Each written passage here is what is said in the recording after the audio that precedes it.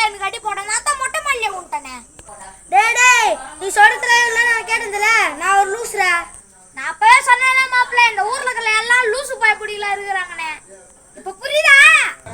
இதுக்கு மேல நான் உயிரோட இருந்தேன் நான் மாப்ள பண்ற. மொட்டை மாடியில இருந்து கீழே குதிக்க போறேன்.